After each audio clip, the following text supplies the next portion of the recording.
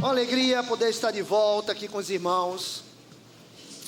Queria que você abrisse a sua Bíblia no Evangelho de João, capítulo 4, verso 35. As criancinhas, por favor. Os guti-gutis. Menino bom. De 1 ano e 6 meses a 12 anos, por favor. Pode seguir aqui pela lateral. Tem um...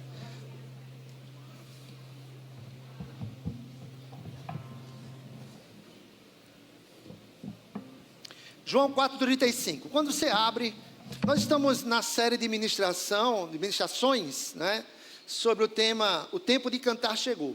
E a gente está trazendo, irmãos, alguns pilares que nos faz viver este tempo. São pilares fundamentais que sem ele nós não temos condição de viver um tempo extraordinário de Deus, se a gente não compreender, viver e aplicar na nossa vida esses pilares. Me dê um retornozinho aqui, se eu estou ouvindo o som do PA, por favor.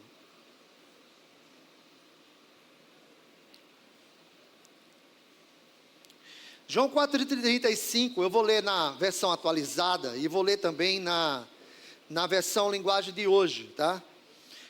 Na atualizada diz assim: não dizeis vós que ainda há 4 meses para a ceifa?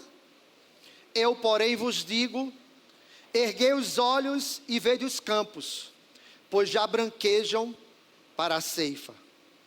Na linguagem de hoje diz assim: ao plantarem, vocês costumam dizer, daqui a 4 meses poderemos fazer a colheita. Mas eu lhes digo, abram os olhos e olhem para os campos. Vejam que eles já estão brancos para a colheita. Aleluia. Vamos ministrar hoje sobre a visão espiritual da colheita. A visão espiritual da colheita, dentro dessa série, o tempo de cantar chegou. Irmãos, veja,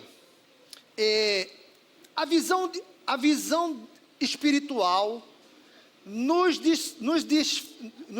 diferencia dos comuns e dos especiais. A visão espiritual faz a diferença entre um crente e outro. Entendeu? E isso, veja, isso não tem nada a ver. Eu vou fazer hoje também, nessa ministração, um paralelo com a vida, com o chamado e com a vida do apóstolo Paulo. Vou fazer um paralelo desses 2 textos, que está em Atos capítulo 9, porque vai corroborar, ilustrar bastante aquilo que a gente vai trazer hoje. Tá? Então, o que eu ia dizendo é que a visão espiritual difere de um e de outro. Entendeu? Porque a visão espiritual ela é necessária, porque através da visão espiritual nós saímos de meros espectadores para participantes do projeto de Deus. Tá bom? E no mundo, na igreja, tem esses 2 tipos de pessoas: as que enxergam e as que têm visão. Tá certo? Porque as que enxergam são aqueles que veem com os olhos físicos, tá? Graças a Deus ninguém é cego aqui, glória a Deus. Mas aqueles que têm visão são aqueles que enxergam com os olhos espirituais. O texto que Jesus falou aqui, Jesus falou de duas visões, a física e a espiritual. Quando ele disse: vós dizeis que daqui a 4 meses os campos já estão prontos para a ceifa, para a colheita. Mas eis que eu vos digo, levanta os olhos e vede que os campos já estão brancos, já estão prontos para a colheita. Então ele está falando aqui de 2 visões. Tá? Ele está falando da visão da lógica, que é a visão humana, né? Isso é lógico. Quem planta tem um tempo para gerar essa colheita. tá? Mas tem aquele que enxergam além do que os olhos estão vendo. Por isso que ele disse, levante os olhos, ou abram os olhos. Que tipo de olhos são esses? São os olhos espirituais, da mesma forma como nas cartas de Apocalipse, das igrejas do Apocalipse, tem assim, quem tem ouvidos ouça o que o Espírito diz às igrejas. Ele não está falando aqui de um ouvido físico, ele está falando aqui de um ouvir espiritual, de uma compreensão do mundo espiritual. E aí, como eu disse que eu vou fazer esse paralelo com o chamado do apóstolo Paulo, lá em Atos capítulo 9, verso 6 e verso 7, a gente vê a diferença dessas duas visões. Paulo vinha, ele saiu de Jerusalém para Damasco, na Síria, né? E na estrada de Damasco, ele teve um encontro com Deus, e ele viu uma visão, e nessa visão ele viu o Senhor, e o Senhor fala com ele, e aí ele cai do cavalo. Mas aí o texto, Atos 9, verso 6 e verso 7, diz assim: e ele, tremendo e atônito, disse: Senhor, que queres que eu faça? Isso ele está falando com Jesus Cristo, tá? Então, Paulo aqui não estava sozinho. Repare que ele estava ao redor de uma comitiva de pessoas que estavam junto com ele nessa missão. E disse-lhe o Senhor: levanta-te e entra na cidade, e lá te será dito o que te convém fazer. E os homens que iam com ele pararam espantados, ouvindo a voz, mas não vendo ninguém. Você vê a diferença? Entendeu? Então, quem reagiu ao projeto de Deus? Aquele que teve visão. Os homens não viram nada, né? Mas Paulo viu. E quando ele tem essa visão espiritual, aquela visão espiritual tirou ele de espectador para participante do projeto de Deus.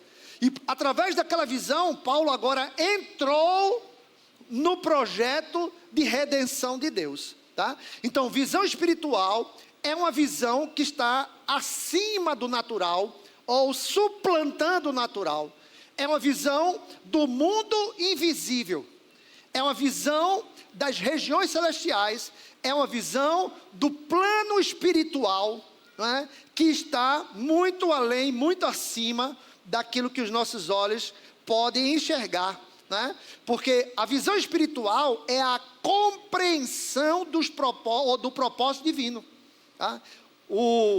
A visão espiritual é a compreensão do propósito divino. Quando você tem uma visão espiritual aberta, você passa a entender, né? E não só entender, você passa agora a integrar o propósito, tá? Porque até aquele momento, nós ficamos como espectadores do plano divino. A visão espiritual nos introduz dentro deste plano, tá? Porque ninguém pode realizar o plano de Deus se ele não tiver uma visão espiritual apurada, ou uma visão espiritual, não é, funcionando, tá certo? Então, esse propósito divino, irmãos, ele não nos deixa fugir dele, né?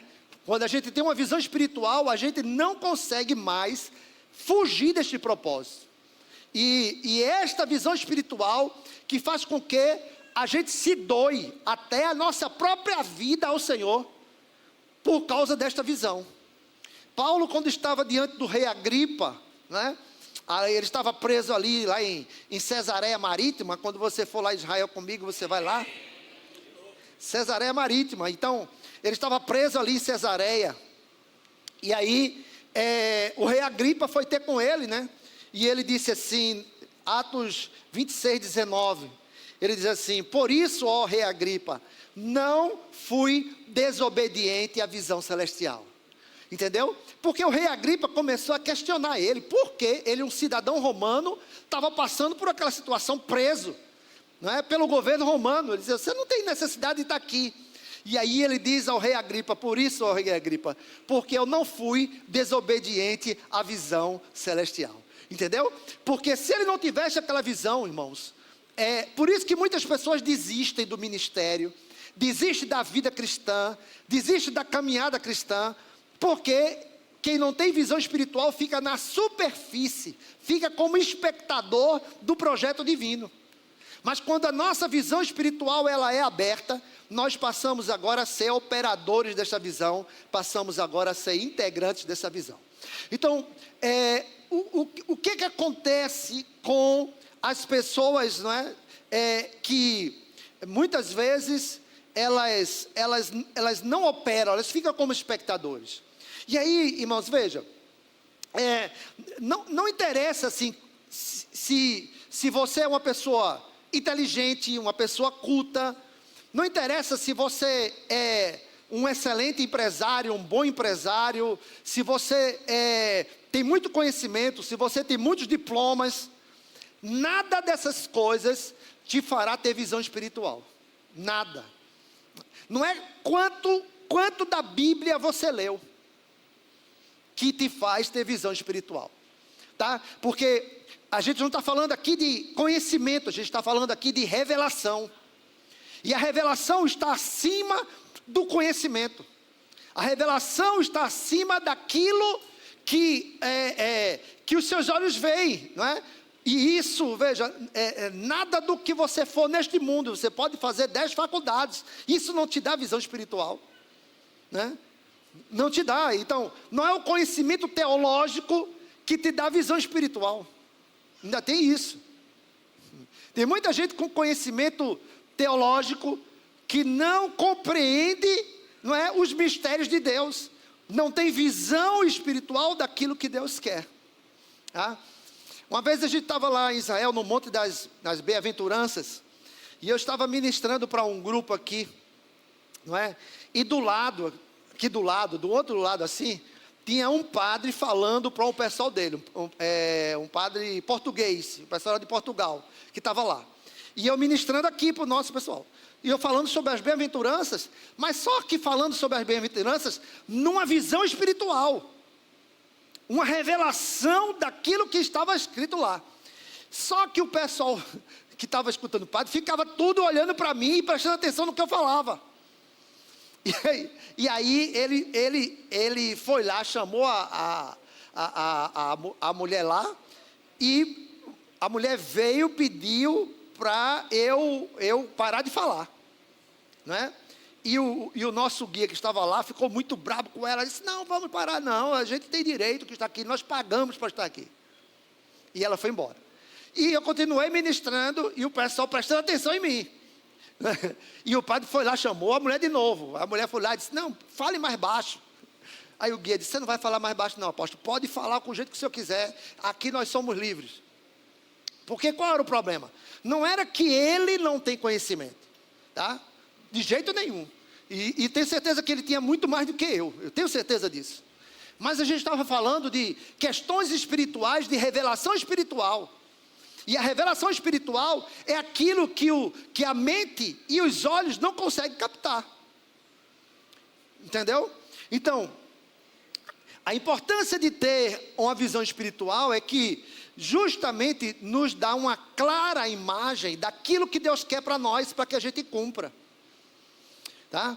Então, Jesus Cristo estava falando ali, não é? Sobre visão espiritual, e ele desafiou os seus discípulos a ter esse tipo de visão. Porque ele estava falando, ele disse: olha, existem duas visões. Existem aqueles que dizem que há 4 meses para a colheita, mas eu vos digo, né? Então ele estava dizendo assim: olha, eu estou aqui falando de vocês que vocês precisam abrir os seus olhos. Abrir os seus olhos. E o que eu quero chamar, né, este abrir os olhos, na visão da revelação de Paulo, em Atos 9, né, eu comecei falando sobre essa revelação, nessa revelação que Paulo teve na estrada de Damasco. Atos 9, 17 a 18, diz assim: então Ananias foi, e entrando na casa, impôs sobre ele as mãos, dizendo: Saulo, irmão, o Senhor me enviou, a saber, o próprio Jesus, que te apareceu no caminho por onde vinhas, para que recuperes a vista e fiques cheios do Espírito Santo. E imediatamente lhe caíram dos olhos como umas escamas, e tornou a ver. A seguir, levantou-se e foi batizado. Tá? Então, é dessas escamas que eu quero falar hoje. É aquilo que atrapalha a nossa visão. É aquilo que impede que a gente enxergue o sobrenatural. É aquilo que faz com que a gente esteja limitado apenas a uma colheita matematicamente organizada. Você está entendendo isso? Porque Jesus Cristo disse, olha, não é errado vocês esperarem 4 meses para a ceifa. Só que isso é uma colheita matemática. Mas eis que eu vos digo, veja, eu estou trazendo uma nova visão para vocês, uma nova realidade para vocês. Vocês podem enxergar uma colheita que já está pronta.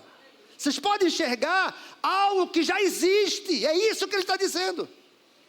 Vocês podem olhar para a plantação, e uns olham para a plantação e diz, está verde. Outro olha para a mesma plantação e diz, está maduro. Está dando para entender isso? Então isso é um desafio, irmãos. Jesus Cristo nos desafiou a enxergar além do que os olhos físicos enxergam.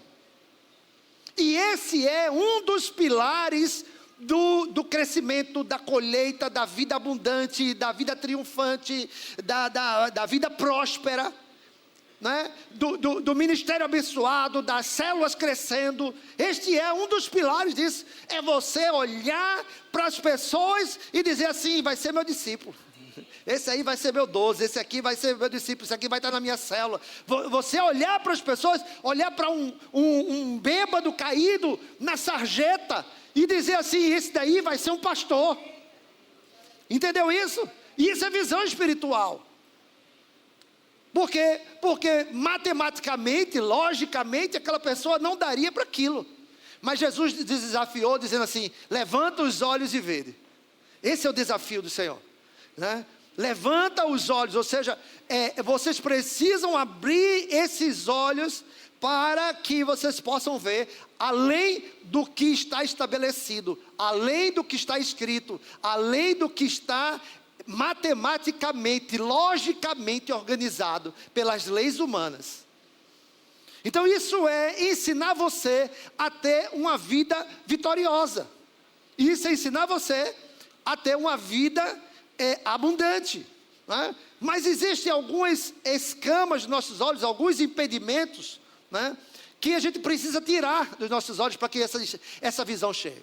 O primeiro que eu chamo aqui é a escama do pessimismo, não é? Porque tem gente que olha para as coisas, irmão, só vê o lado errado, só vê o lado troncho, só vê a dificuldade das situações.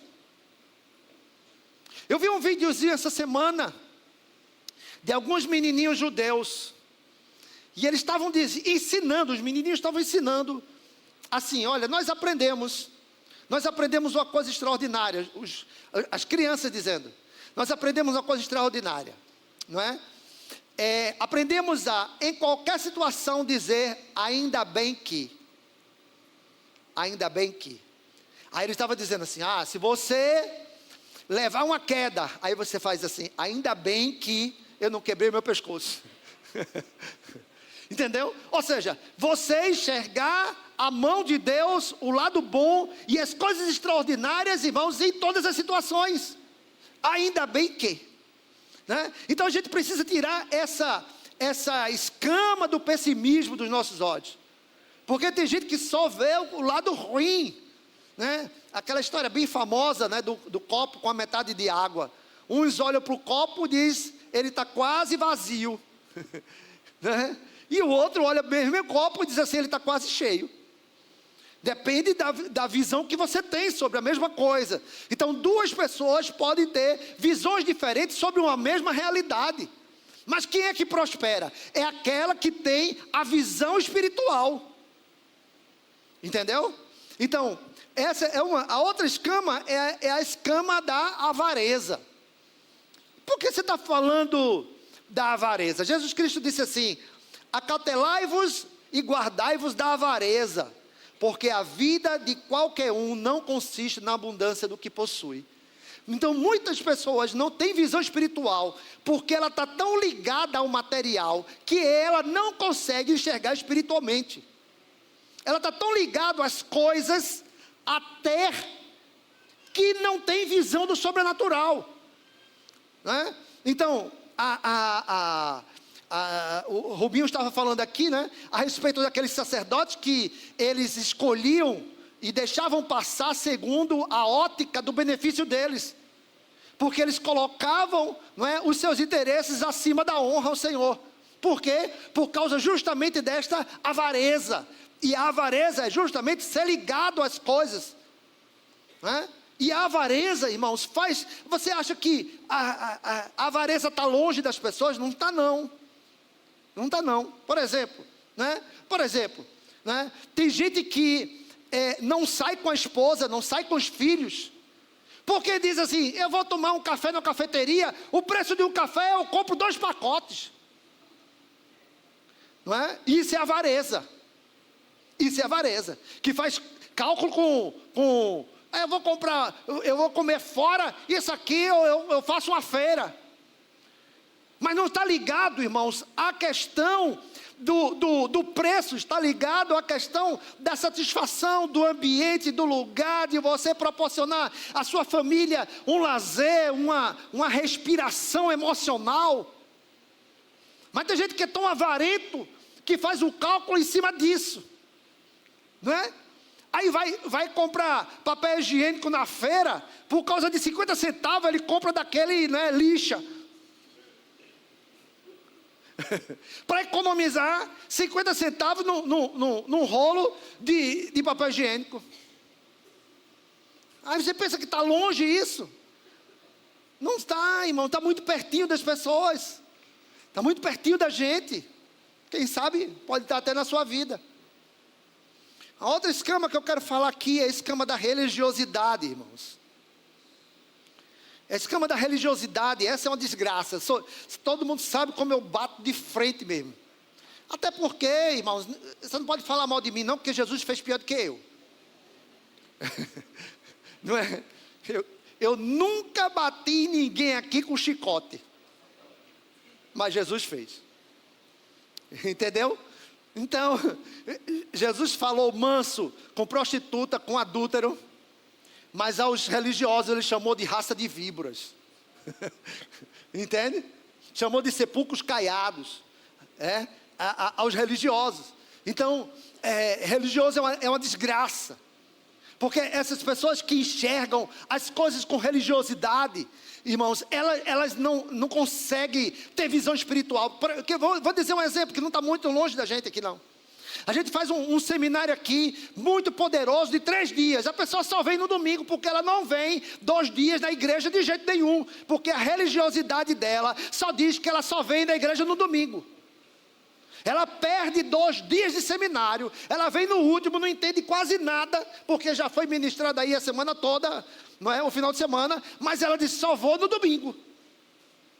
Porque a religiosidade não deixa a pessoa captar a visão de Deus, aquilo que Deus tem para a sua vida. Uma outra escama que nós precisamos tirar da nossa vida é a escama da incredulidade. A escama da incredulidade. Porque, veja, tem gente que a primeira coisa que faz não é acreditar, é desacreditar. Não é? Você já viu? A pessoa é a seguinte, não é? Tem uma situação, ou surge uma situação, então ela não imediatamente acredita no poder de Deus, ela simplesmente não crê. Depois é que o Espírito Santo vai ter um trabalho enorme para convencê-la que ela precisa crer. Depois de muita batalha do Espírito Santo na vida da pessoa. E eu sempre digo que o Espírito Santo tem mais trabalho para convencer um crente do que um descrente. Por quê? Porque a incredulidade, a religiosidade, todas essas coisas travam a vida da pessoa.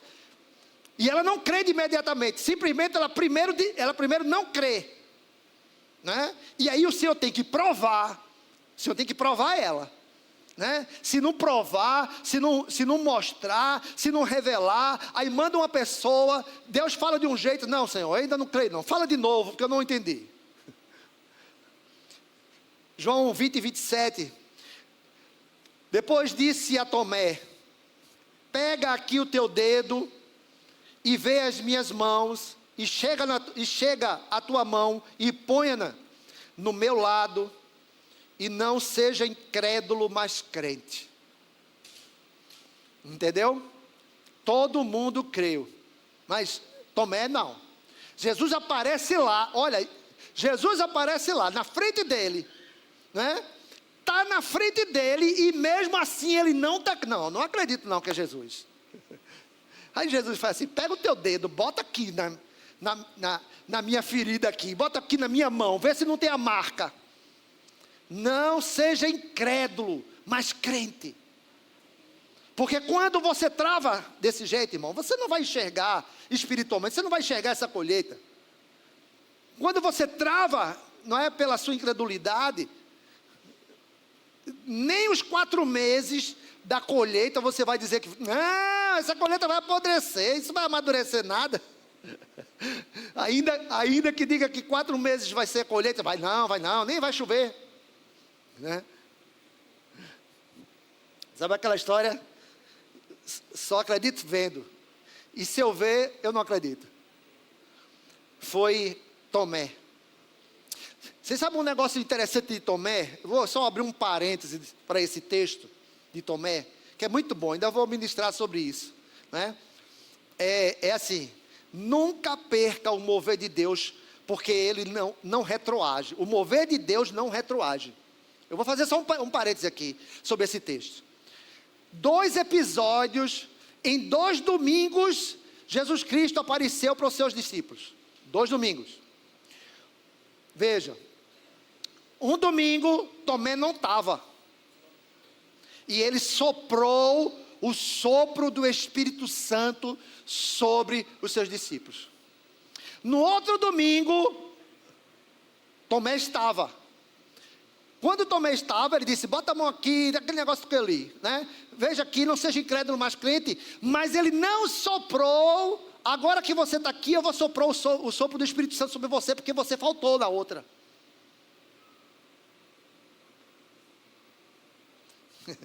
Entendeu? Porque uma coisa é você ouvir falar da chuva, outra coisa é você se molhar nela. Uma coisa é você ouvir falar do avivamento, outra coisa é você estar no dia exato que esse avivamento chegue. Por isso que o Senhor disse, ficar em Jerusalém para que do alto seja revestido de poder.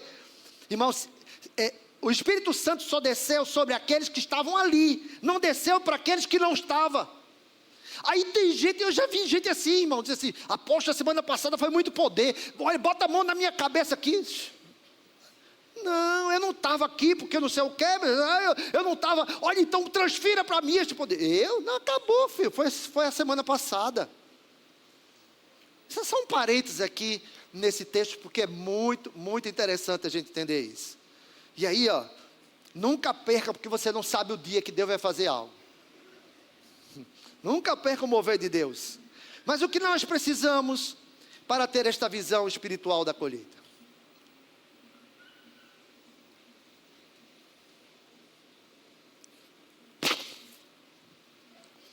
O que nós precisamos para ter esta visão espiritual da colheita? Primeira coisa é enxergar por convicção. Tá? Enxergar por convicção. Veja, você precisa olhar para a colheita e ter convicção de que aquela colheita já está madura. Senão você não se move. Entendeu? Porque, veja, a fé é a convicção, é a certeza de coisas que a gente não está vendo. É a certeza dos fatos que a gente não está enxergando. É a convicção daquilo que a gente não está vendo. Isso é fé. Está em Hebreus capítulo 11, verso 1. A definição de fé é essa. Então, quando ele estava falando sobre levanta os olhos e vê que os campos já estão prontos, ele estava dizendo, você precisa enxergar esta colheita pela fé.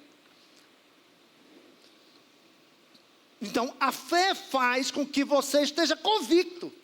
Veja, e a fé não está ligada ao que os olhos naturais veem. A fé está ligada à convicção, à certeza. E aí você vai dizer, mas apóstolo, como é que a gente tem essa certeza? Não é? Aí eu pergunto a você, como você sabe e tem certeza que você é filho e filha de Deus? Como é que você tem essa certeza? Se eu perguntar a você, como é que você tem certeza que você é filho de Deus? Como é que você explica isso? Me fale. Não tem explicação. Simplesmente você vai dizer assim, eu sei porque sei. Não se explica a fé, irmãos. Você só diz, eu sei porque sei. Como você sabe que os campos já estão brancos para a colheita? Eu sei porque sei. Isso não tem como explicar. Aí eu vou te explicar o quê? Não é? O sobrenatural não se explica, se vive. Se vive. Então nunca tente explicar sobrenatural para o carnal. E a Bíblia diz que o homem natural não entende as coisas de Deus porque eles são loucura. Como você vai falar para um carnal de coisas espirituais? Ele vai dizer, você está louco. Por isso é que a gente não perde tempo de explicar coisas espirituais para quem não é espiritual. Não perca esse tempo. Então, nós, para termos essa visão espiritual, precisamos enxergar por convicção. Tá? Eu tenho certeza que os campos já estão brancos para a ceifa. Aí as pessoas vão dizer assim, não tem lógica isso, você vai dizer, é verdade. Mas, veja, a ciência, a zootecnia, não é?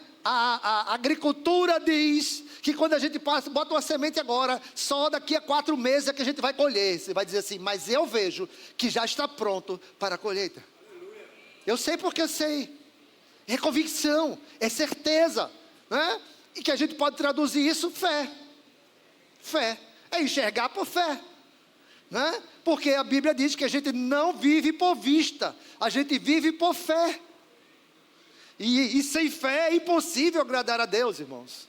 Sem fé é impossível agradar a Deus. A outra coisa é enxergar por revelação.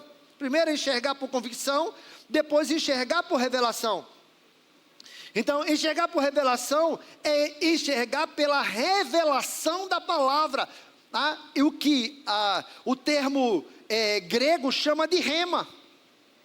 Rema. O logos, a palavra logos é a palavra escrita. O verbo, o logos, se fez carne e vimos a sua glória, glória como unigênito do Pai. Tá? O logos é a palavra escrita. Tá? O rema é a palavra revelada. Que palavra revelada é essa? Eu estou ministrando aqui uma palavra e o Espírito Santo está falando a você aquilo que você precisa ouvir, não o que eu estou falando. Entende isso? Não é o que eu estou falando, é o que o Espírito está revelando, interpretando para você, aquilo que só você sabe, aquilo que só você precisa, aquilo que só você está necessitado. Então esta palavra é exclusiva para você pelo Espírito Santo, e isto é revelação, isto é rema. Então nós precisamos enxergar pelo rema. Entendeu? Pela revelação. Tá? Pela revelação. Por isso que eu disse, nem todo conhecimento teológico significa revelação. Uma pessoa pode conhecer teologia, mas pode não conhecer o teodologia. Entende? A outra é enxergar por cura. Veja, irmãos, a cura é o colírio divino que nos faz enxergar o sobrenatural. Cura é o colírio divino que nos faz enxergar o sobrenatural. Tá? Porque naturalmente o homem não tem essa visão. Não tem essa visão. E quando ele não tem essa visão, ele só enxerga aquilo que é lógico. Aquilo que vamos dizer assim, palpável, contável. né? Aquilo que é contável, aquilo que que está dentro da ciência, aquilo que está dentro da lógica, até do ditado popular, né? Como Jesus disse, uns dizem, eles dizem que falta 4 meses. E aí tem uma palavra muito boa, no livro de Apocalipse capítulo 3, verso 18, porque a igreja de Laodiceia foi a única igreja que foi 100% reprovada por Jesus Cristo nas cartas do Apocalipse. Foi a igreja que não teve elogio. Existem, das 7 igrejas, não é? 5 igrejas tiveram repreensão e elogio, ou elogio e repreensão. 5. Uma só, a igreja de Filadélfia, teve somente elogio. E uma igreja teve só reprovação, que foi a igreja de Laodiceia, das 7 igrejas, certo? Então, na igreja de Laodiceia, o que acontece? Eles estavam muito soberbos, eles diziam assim, nós somos abastados, nós somos ricos e não precisamos de nada. Entendeu? Viu a visão do material, da avareza, do lógico. E se tratando de igreja, não é assim que a gente vive, irmãos. Nós não vivemos desse jeito. Não que o Senhor diz assim, não, meu filho, você agora tem que fazer loucura pela fé. Não é assim. Mas em compensação, a gente também não vai viver por 2 mais 2 igual a 4, senão a gente não faz nada. A gente não teria a estrutura que a gente tem aqui, se a gente fosse fazer de cálculo, porque matematicamente, irmãos, a gente não consegue pagar as contas. De verdade.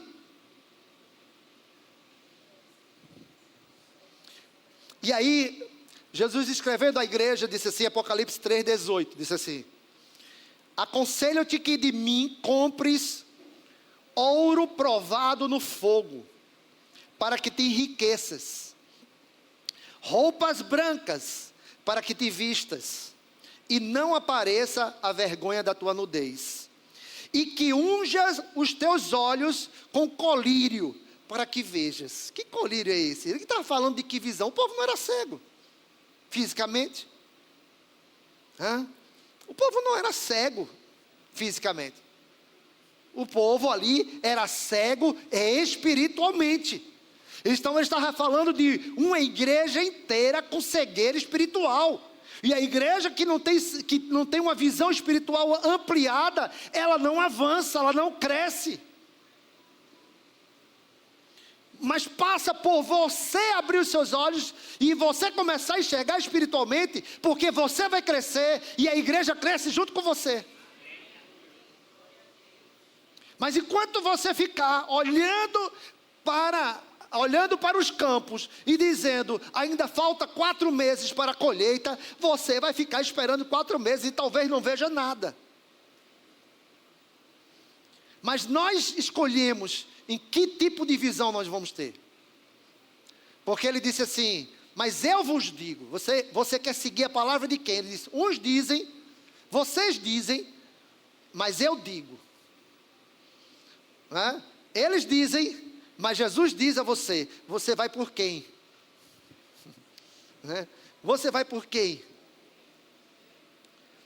Então, nós precisamos desse colírio, irmãos, essa que é a verdade. Nós precisamos desse colírio, para que abra os nossos olhos, para que caiam as escamas dos nossos olhos, para que a gente comece a ter uma visão espiritual. Paulo tinha teologia, muito conhecimento da lei, ele era um doutor da lei. Paulo era um empresário. Tanto é que ele dizia, eu não preciso do dinheiro de vocês, da igreja. Porque ele era um empresário muito bem sucedido. Ele era um fazedor de tendas, e como um fazedor de tenda, um artesão. Né? Um artesão, no Brasil, o povo não valoriza. Mas um artesão na Europa ganha muito dinheiro. As pessoas vêm para cá na FENEARTE, agora em junho, vem para a FENEARTE comprar para vender na Europa, leva contêineres para a Europa para ganhar muito dinheiro, porque as coisas de artesanato lá rendem muito, dá muito dinheiro, que é valorizado. Então Paulo ele era um empresário muito bem sucedido, tá? Muito bem sucedido. E Paulo não precisava de sustento das igrejas. E ele disse: eu não fui pesado a vocês porque eu vivo do meu próprio dinheiro, do meu próprio salário. Mas escute, irmãos. Então, ele era uma pessoa, um empresário bem sucedido, ele era um doutor da lei. Para você entender, ele estudou na escola de Gamaliel, que era, você sabe que nos judeus tem grife. Como tem também aqui nas escolas, né? Fulano estudou em tal colégio. Fulano estudou em tal faculdade. Nos Estados Unidos tem isso, né? Você estudou em Harvard. Aí é uma outra história, entende? Então Paulo estudou, ele disse: eu fui criado aos pés de Gamaliel. Ou seja, colocou ele numa elite, não é? Numa elite da lei, que pouca gente tinha esse acesso. Pouca gente tinha esse acesso. Então ele foi criado em um dos rabinos mais influentes daquela época. Mais famoso daquela época. Paulo foi discípulo de Gamaliel. Tá? Então veja, ele era bem sucedido, ele tinha conhecimento profundo das leis, mas Paulo não tinha visão espiritual. Não tinha visão espiritual. Até que ele teve um encontro com Jesus. E ali o Senhor, primeiro deixou ele cego. Depois mandou Ananias ir lá. E disse: vai lá orar por ele. E diga a ele o quanto ele importa padecer pelo meu nome. E quando Ananias ora por ele, as escamas dos olhos foram caindo. E ele passou a enxergar não só fisicamente, como espiritualmente. Coube a Paulo, não é? Coube a Paulo, este homem que só entendia do natural, revelar o arrebatamento. Revelar, não é? Foi até o terceiro céu. É o único que fala sobre arrebatamento e diz como vai ser o arrebatamento. Isso é revelação, isso não é conhecimento. Então o que eu quero dizer a você é que você simplesmente separe as coisas. Você pode ser um teólogo, você pode ser um profissional bem-sucedido, você pode ser um empresário bem-sucedido, você pode ser pessoas bem-sucedidas na sociedade, mas isso não te dá visão espiritual. Entendeu? Isso não te dá visão espiritual. O que o Senhor diz é: aconselho-te que unja os teus olhos com colírio para que te veja. Essa que é a verdade. Né? Essa que é a verdade. Nós precisamos do colírio espiritual do Senhor. Para quando você olhar uma plantação, estou falando plantação, mas você traduz na sua realidade. Você olhar para aquela plantação e dizer assim: já está pronto para a colheita, chegou o meu tempo. O tempo de cantar chegou. Entendeu isso? O tempo de cantar chegou. Né? Chegou esse tempo, você tem que ver isso. Se você não vê isso, se você não enxergar isso, você vai ser como qualquer outra pessoa que diz: faltam 4 meses para a ceifa.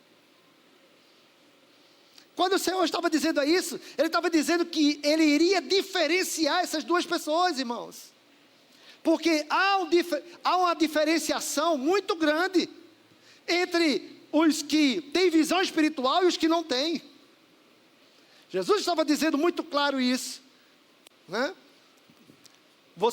Quando você olha para a plantação e diz assim: falta 4 meses, você se igualou a uns que dizem. Quando você olha para a plantação e diz: o tempo já está pronto para a colheita, você se iguala a Cristo. Cristo, quando olhou, disse: vocês estão enganados, já está pronto.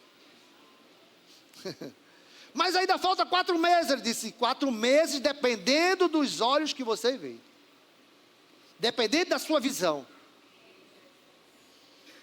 Entendeu? 4 meses dependendo de quais olhos você está enxergando. Que tipo de visão você está vendo? Aí você pode dizer: falta 4 meses. Mas Jesus diz assim: olha, eu quero desafiar você hoje. Diga a pessoa que está do seu lado, diga assim: o Senhor quer te desafiar hoje. Abra os teus olhos espirituais. E você vai enxergar que a tua colheita já está pronta. Aleluia.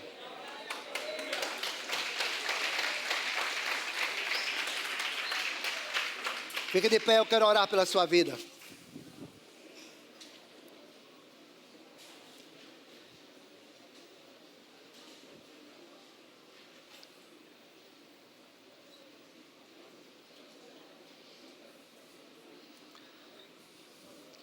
Você pode pegar essa palavra e levar para qualquer área da sua vida.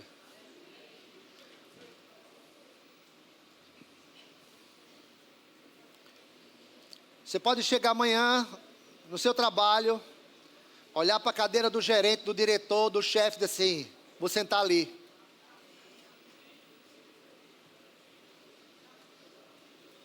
Você está entendendo? Ou então você vai olhar o mercado e vai dizer assim: o tempo chegou de eu montar minha empresa, porque o tempo da colheita chegou. Depende da tua visão. Você pode passar lá perto da sua casa e dizer assim: esses meus vizinhos serão todos meus discípulos. Tudo virá para minha célula aqui, ó. Serão todos aqui, todos serão meus discípulos. E é o que eu passo lá, nos meus vizinhos lá. E, Senhor, todos esses aqui serão meus discípulos. Meus discípulos estão aqui, são as minhas ovelhas. Eu vim para cá para fazer um rebanho neste lugar. Entendeu? Eu disse a você que tem um cara que passou na Harley Davidson, é um vizinho lá agora, próximo. Ele bota um som bem alto, cantando aquelas músicas antigas. Eu digo, um dia vai passar aqui tocando Fernandinho, dizendo: a paz do Senhor, meu apóstolo. Uns dizem, isso não pode acontecer, então vai demorar. Mas Jesus disse assim: levanta os olhos e veja que essas almas já estão prontas para você colher. Se eu não enxergar assim, por isso que o líder de célula fica dizendo assim: está difícil, o povo não quer, ninguém quer nada. Você que não está vendo, você que não está enxergando. Porque se você enxergar direito ao redor da tua célula, tem um monte de gente querendo se converter, e você não está vendo nenhum. Você só olha a dificuldade.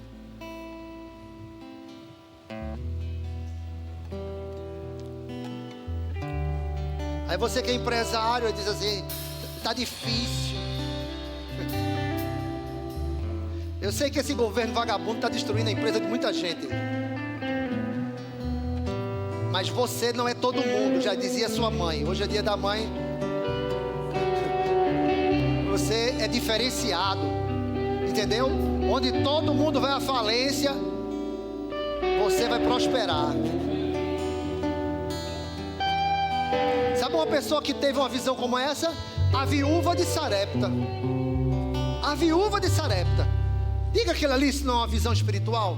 A viúva de Sarepta, quando Elias disse: faz primeiro para mim, ele disse: segundo a tua palavra fez. E Elias disse para ela assim: olha, o azeite da tua panela não vai se acabar, nem a farinha da tua panela, nem o azeite da tua botija, até que chova. Sabe o que era aquilo? Tinha crise em todas as casas, menos na casa dela.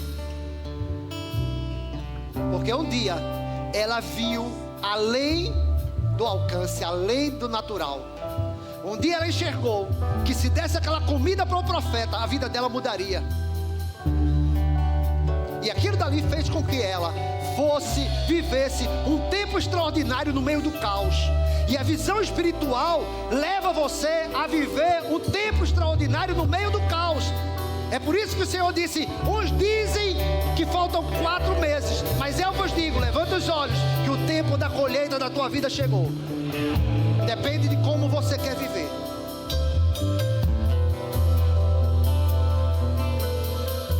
Você precisa declarar na sua vida, irmãos: o tempo de cantar chegou.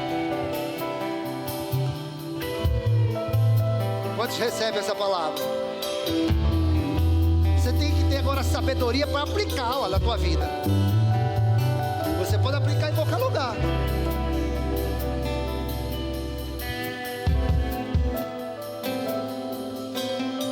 Pai, eu quero te louvar, Senhor, pela tua palavra.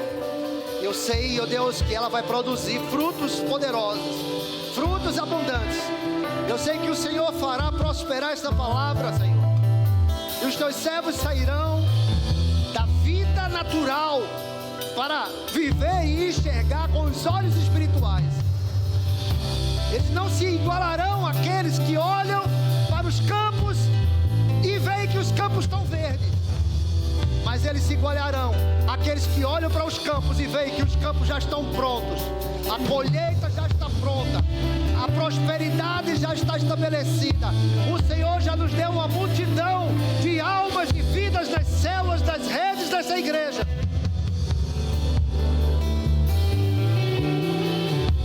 Pai, nos tira, Senhor. Nos tira do natural e nos leva para o sobrenatural. Coloca o teu colírio em nossos olhos esta noite. Nos dá o teu colírio, Senhor, para curar os nossos olhos da cegueira espiritual. Coloca o teu colírio em nós, ó Deus, para enxergar acima das possibilidades humanas, acima do natural, acima, Senhor, da palavra dos homens, acima da realidade do mercado, acima, Senhor, das realidades espirituais, das nossas condições financeiras. Senhor, nós olhamos os campos e já vemos, Senhor, com convicção, que já está pronto para ser colhido. Nós aceitamos, Senhor, o teu desafio esta noite, de erguer os nossos olhos, de olhar para o alto, olhar para cima e ver, Senhor, que o Senhor já liberou este tempo sobre esta igreja. Já liberou este tempo, Senhor, sobre as empresas, dos empresários desta igreja. Já liberou, Senhor, sobre as famílias. Já liberou, Senhor, sobre os casamentos, sobre a saúde, Deus, desta igreja. Já liberou sobre a sua vida, a sua cura. Você precisa enxergar com os olhos espirituais. Em nome de Jesus, Senhor, faz esta obra esta noite. Tira as escamas dos olhos. Tira, Senhor.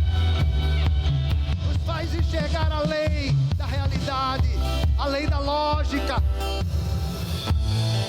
além da compreensão humana. Nos faz enxergar, Senhor. Traz o teu rema para nós esta noite. Nos faz ver, segundo a tua palavra, Senhor, os campos já estão brancos para a colheita. O tempo de cantar chegou e eu profetizo, Senhor, sobre a vida de cada um dos teus filhos. Quero estabelecer esta palavra, Senhor, que o Senhor me deu, o Senhor me revelou esta palavra. E eu quero distribuir, Senhor, esta palavra com os teus filhos esta noite. Para que eles vivam, Senhor, algo extraordinário dos céus sobre a sua vida. No nome de Jesus.